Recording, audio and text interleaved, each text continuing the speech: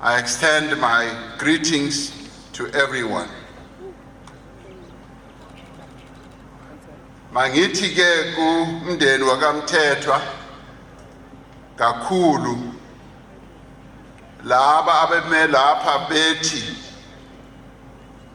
babonga umsebenzi owenziwe uhulumeni baphinde futhi babeke neproposal ukuthi lo kaMhlongo akhutshulwe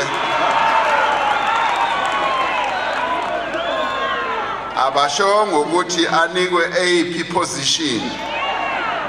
kodwa ke mina no Deputy President